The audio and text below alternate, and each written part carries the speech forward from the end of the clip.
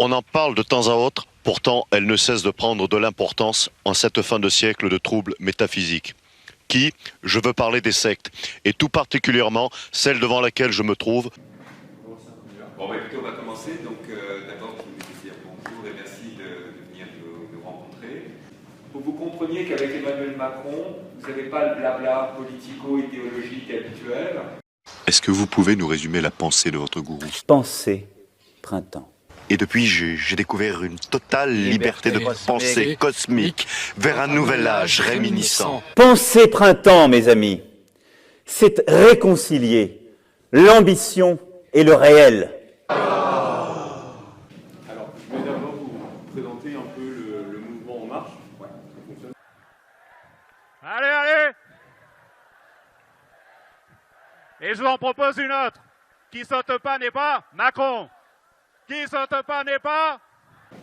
En fait, le constat était le suivant. Aujourd'hui, il y a quand même un désintérêt de la part d'une partie des Français pour la politique.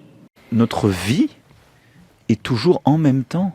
Elle est plus complexe que ce... Je ne suis pas leibnizien dans l'écriture de l'histoire. C'est pour ça que je ne vous le dis pas aujourd'hui, parce que ce serait intempestif, au sens propre du terme, ou au sens nietzschéen du terme.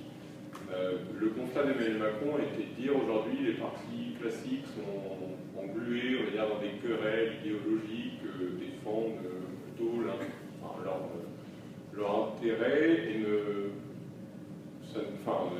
ces querelles, on va dire, ne permettent pas vraiment de régler des problèmes de manière tout à fait honnête. Ce que j'apprécie dans la pensée Richelieu, c'est qu'elle est moins réductrice que les autres. Il n'y a pas un Ancien Testament, un Nouveau Testament.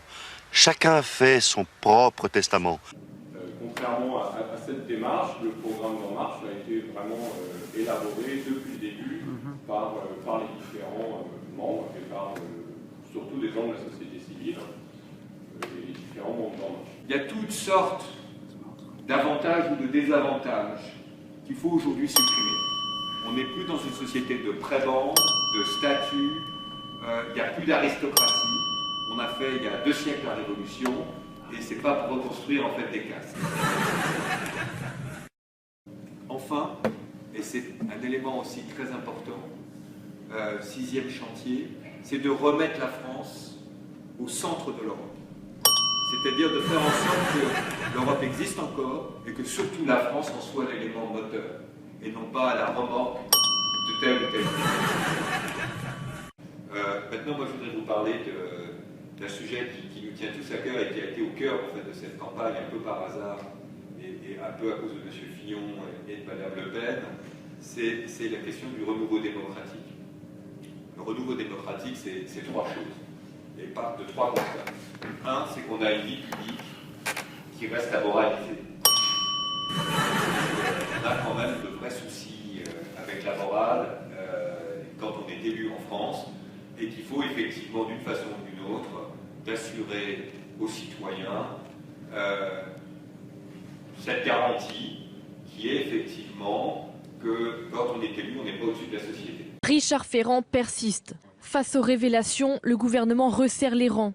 Hier soir, Édouard Philippe a réaffirmé le soutien à son ministre et écarté l'hypothèse d'une démission. Est-ce qu'il peut rester au gouvernement, Richard Ferrand? Oui. Et je dis oui après avoir parfaitement compris et avoir parfaitement conscience de l'exaspération des Français. Mais selon certains opposants, le ministre doit quitter le gouvernement qu'Emmanuel Macron voulait exemplaire. Ça paraît un peu idiot, mais il semble qu'effectivement ce soit un vrai sujet. Et ce qui est formidable, c'est qu'En Marche avait un petit peu anticipé. En tous les cas, il se trouve qu'on avait déjà dans notre programme traité pas mal de questions qui sont en fait arrivées au cœur de l'actualité avec les problèmes de M. Fillon. Ces 3 points que je voudrais développer. Et le premier, évidemment, c'est la question d'éradiquer les conflits d'intérêts pour tous les élus de la nation. C'était en janvier 2016, Emmanuel Macron en voyage à Las Vegas. À l'époque, il est ministre de l'économie.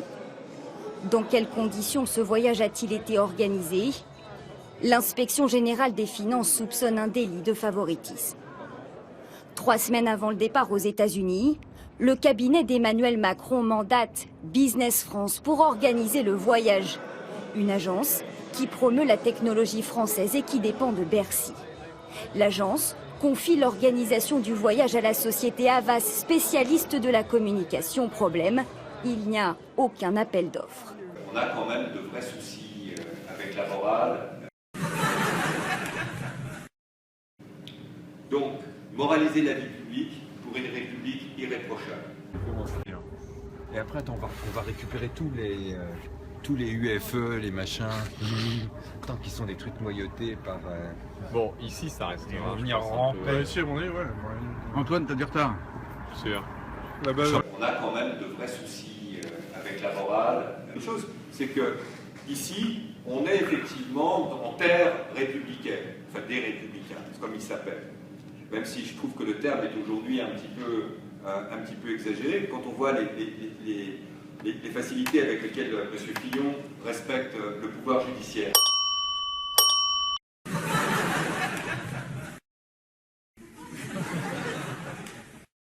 On a quand même de vrais soucis avec la morale. Mais moi, ce que je veux vous dire, une chose, c'est qu'on est là, effectivement, on se tire la bourre, et ça je le dis en toute honnêteté, en toute clarté, avec les Républicains, parce que nous, notre principale zone de prospection, elle se situe chez les Républicains. Les socialistes, on les a. C'est en dissimulant notre caméra que nous avons pu assister à la messe à Richelieu. Après l'incantation, le gourou parvient à la transe. Parce que c'est notre projet! On a quand même de vrais soucis avec la morale.